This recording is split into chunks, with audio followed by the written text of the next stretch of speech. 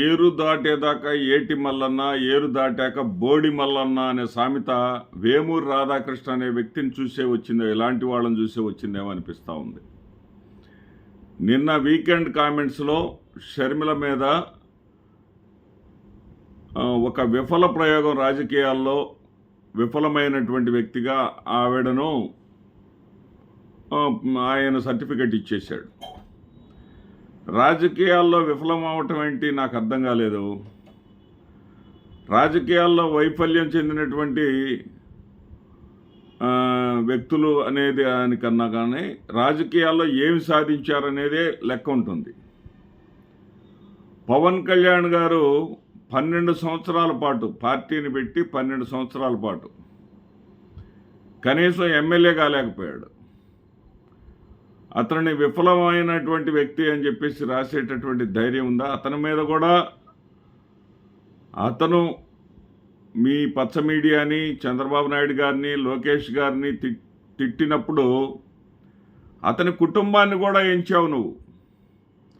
అతని కుటుంబాన్ని కూడా నీచాతి నీచంగా మాట్లాడావు. తల్లిని కూడా లాగావు, తల్లిని కూడా బూతులు తిట్టావు. తల్లిని కూడా తిట్టినందుకు ఇప్పటి డీసీఎం ఆ రోజున మనస్తాపం చెందాడు, బాధపడ్డాడు, మీ మీద విరుచుకుపడ్డాడు. అది వేరే సంగతి. కానీ అతను మీకు కూటమికి మద్దతు ఇచ్చి మీ మనిషిగా మారిన తర్వాత అతని మీద అలాంటి వ్యాఖ్యలు నువ్వు చేయగలవా? ఈ రోజున షర్మిల గారు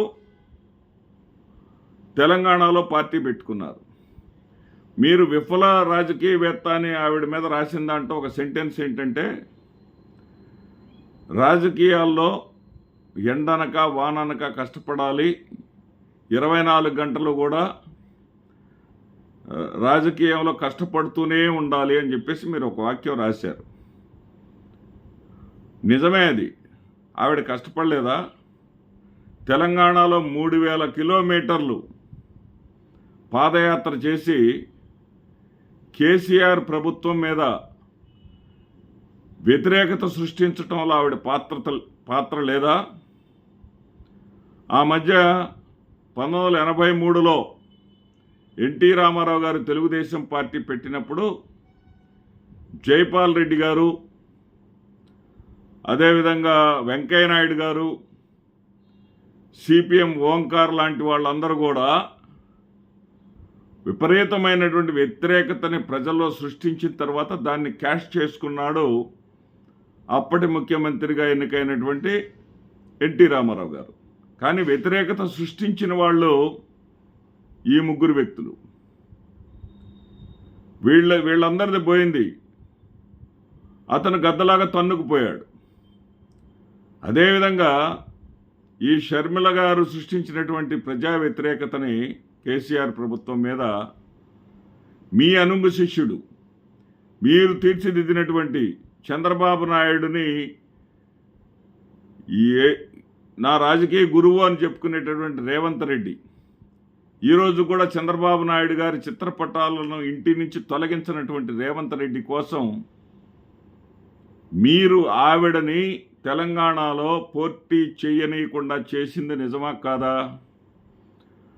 ఆవిడ పోటీ చేయకుండా ఉండటం కోసం, ఆవిడ పోటీ చేయడానికి అధిష్టానాన్ని కాంగ్రెస్ పార్టీలో విలీనం చేసి అధిష్టానాన్ని ఒప్పించుకొని పాలేరు నియోజకవర్గాన్ని ఎంచుకొని, ఖమ్మం జిల్లా పాలేరు నియోజకవర్గాన్ని ఎంచుకొని, పాలేరులో తన ఆఫీసు కూడా ఒక బిల్డింగ్ని తీసుకొని ఆవిడ ఏర్పాట్లో ఉంటే ఎంటర్ అయింది ఎవరు? ఆవిడ ఇక్కడ ఉంటే రేవంత్ రెడ్డికి నష్టం జరుగుతుంది. రేవంత్ రెడ్డి రాజకీయ గురువు అయినటువంటి చంద్రబాబు నాయుడు గారి లక్ష్యాన్ని ఆంధ్రప్రదేశ్లో సాధించటం కష్టమవుతుంది అని చెప్పేసి ఆవిడని బుట్టలో వేసుకుంది ఎవరు? ఆవిడ పాలేరులో నిజంగానే పోటీ చేసి ఎమ్మెల్యేగా గెలిచి ఉండి మంత్రి అయ్యుండేది కాదా? తన మొదటి ప్రయత్నంలోనే గెలిచి మంత్రి కూడా అయి ఉండేది. ఆవిడని ఎవరు దారి తప్పించారు? ఆవిడని ఎవరు సొంత అన్న మీదకు ఉసిగొలిపారు? ఇవన్నీ మీ అంతరాత్మని ప్రశ్నించుకోండి. రాధాకృష్ణ, మిమ్మల్ని మీరు ప్రశ్నించుకోండి. ఆవిడ కాంగ్రెస్ పార్టీ అధ్యక్షురాలుగా ఆంధ్రప్రదేశ్ రాష్ట్రంలో పనిచేయకుండా చంద్రబాబు నాయుడు గారి ప్రయోజనాల కోసమే పనిచేసిందనేది ఎన్నికల ప్రచారాల్లో ఏ సభలో ఆవిడ మాట్లాడిన తీరును చూసినా సరే పసిపిల్లవాడికి సైతం అర్థమైపోతుంది.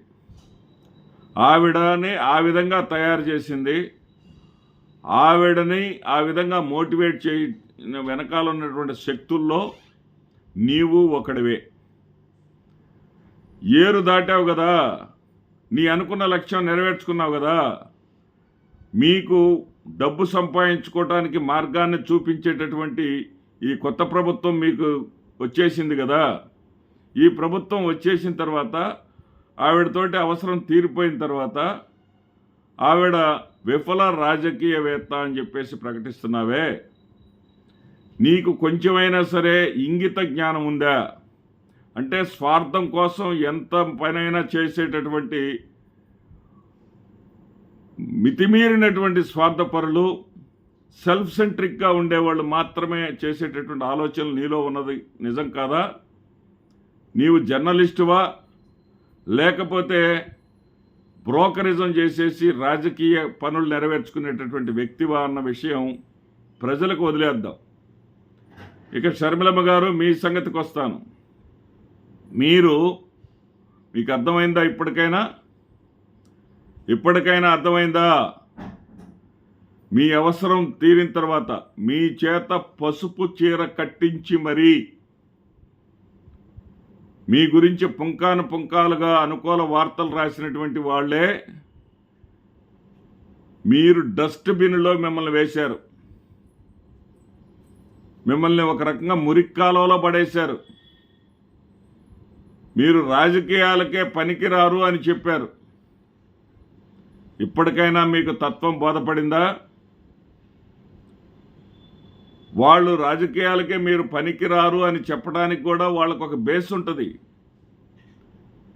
వాళ్ళల్లో ఉండేటటువంటి స్వార్థపరమైనటువంటి ఆలోచనలు మాత్రమే కాదు షర్మిలమ్మ గారు, ఒకసారి గుర్తుపెట్టుకోండి. మిమ్మల్ని ఏకవచనంతో సంబోధించానంటే మీ కుటుంబం మీద నాకున్నటువంటి వాత్సల్యం, నాకున్నటువంటి ప్రేమ, మీ నాన్నగారి పట్ల నాకున్నటువంటి ఆత్మీయత భావం,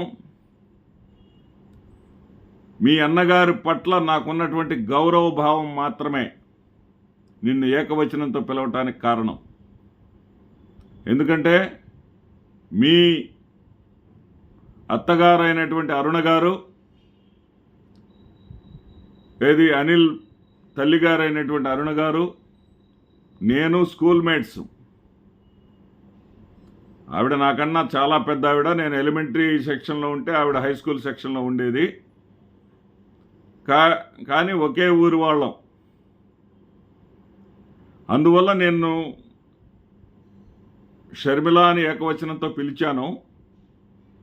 నేనేమంటున్నానంటే, ఇప్పటికైనా మీకు తత్వం బోధపడిందా?